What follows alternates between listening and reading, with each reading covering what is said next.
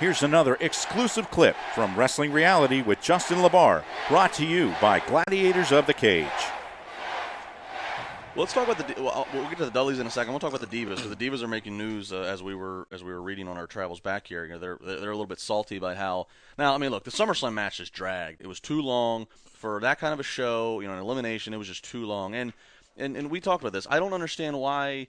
You know, I understand that putting the Divas in factions, and that's fine. It's nice to have that gang warfare in factions, and it's good to keep them together to kind of, you know, help establish who Becky Lynch is, help establish who Sasha Banks is, to anybody who doesn't know that.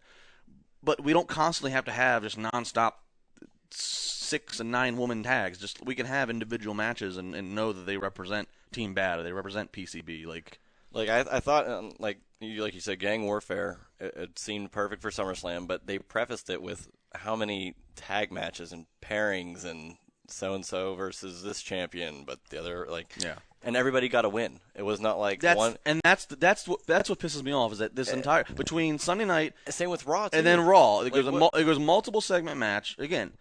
What are they leading to? Right. It's like we're all just exchanging wins. It's just this Divas Revolution. We're all 500, but there's no revolution when everybody's just the same trading pedestal. wins, yeah. Right. Yeah.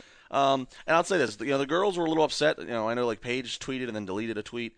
And some of the girls, you know, vocalized their unhappiness with how the crowd was. Look, it doesn't work that way. You can't embrace the crowd when they want a revolution, but then get mad when they're not. I mean, like, you know, yeah. I mean, can Brooklyn crowds or can any wrestling crowd be disrespectful sometimes? Yeah, but that's just the nature of it. You can't calling the crowd out, calling the audience out is not going to do you any favors at all.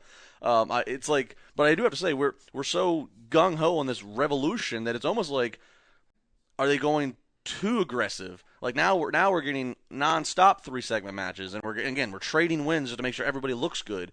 So I think we need to I'm very interested to see what they build to, what the match would be that they build to for Night of Champions. Like we had said numerous times, how hilarious it was. They build this huge Bella versus Bella match, or Bella versus McMahon match last year at SummerSlam, and they do the heel turn with Nikki Bella, and it goes 2 months. Like there's no direction, there's no extended, there's nothing. But then you know, on the flip side, Takeover's got one of the best women's matches you've ever seen. It's a straight 1-on-1 match. And yeah, well. I'm happy that I'm happy. I'm happy the Divas are all there, but I think there needs to be, there needs to be a better arc of what the hell's going on. It should tell you something that they're trying to do this Divas Revolution with in the ring, but the best Divas, the whole card was Lana and Summer Rae, and they weren't even in the ring.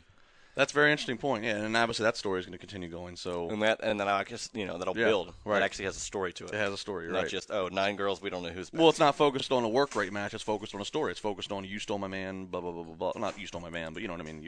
You trying to copycat me. And Sasha loses the belt on Saturday, and her team gets knocked out first on Sunday. So what does that mean? I don't know.